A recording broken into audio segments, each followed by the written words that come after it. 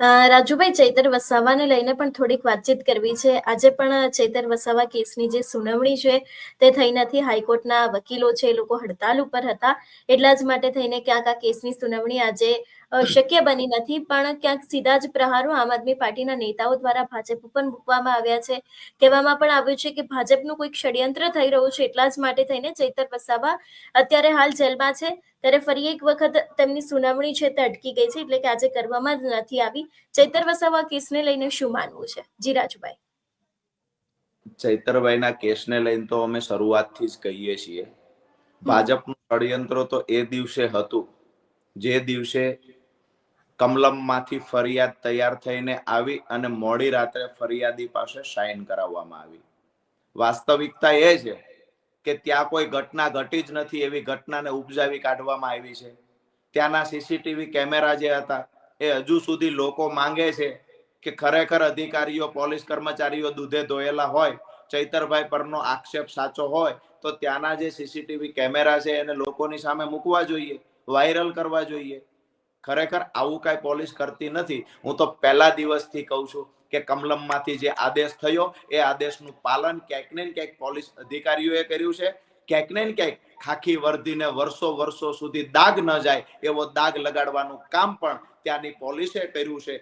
અત્યાર સુધી કોર્ટની અંદર પોલીસ વારંવાર સમય માંગી રહી છે.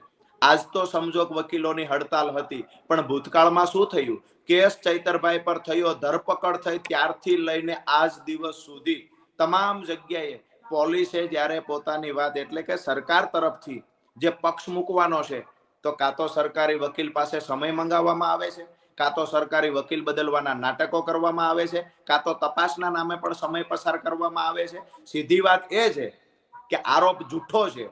એક પણ પુરાવો તપાસ કરનાર અધિકારી પાસે નથી. અમે પહેલા દિવસથી કહેતા ચૈતરભાઈ નિખાલસ છે, ચૈતરભાઈ ઈમાનદાર છે, ચૈતરભાઈએ કોઈ પણ પ્રકારનો ગુનો કર્યો નથી. માત્ર ને માત્ર ભાજપના ભ્રષ્ટાચાર સામે લડવાની સજા આજે ચૈતરભાઈ ભોગવી રહ્યા છે, જેના ભાગરૂપે ચૈતરભાઈ જેલમાં છે.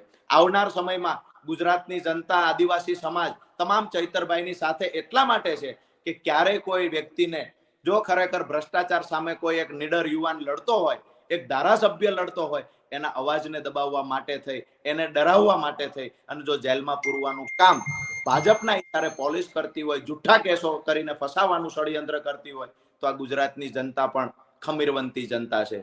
સહન કરશે ત્યાં સુધી જ કરશે. એક સમય એવો આવશે, હંસિની બેન, આજે નિર્ભયના માધ્યમથી હું કહીશ કે સ્પ્રિંગની માફક ગુજરાતની જનતા એક વખત છટકવાની છે અને ભારતીય જનતા પાર્ટીના નેતાઓને રોડ પર લાવવાનું કામ પણ આ ગુજરાતની જનતા કરશે. સભા સંબોધવી ભારતીય જનતા પાર્ટીના નેતાઓને ભારે પડી જશે.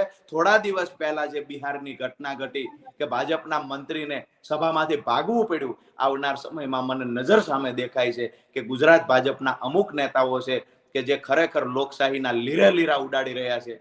ધારાસભ્ય, ઈમાનદાર લોકો કે પછી કોઈ યુવાન અવાજ ઉઠાવે સરકાર સામે તો એને દબાવવા, કચડવા પ્રયત્નના ભાગરૂપે ક્યાંક ને ક્યાંક જે જુઠ્ઠા કેસો થઈ રહ્યા છે એની વિરુદ્ધમાં ગુજરાતની જનતા આક્રમકતાથી ચોક્કસ લડશે.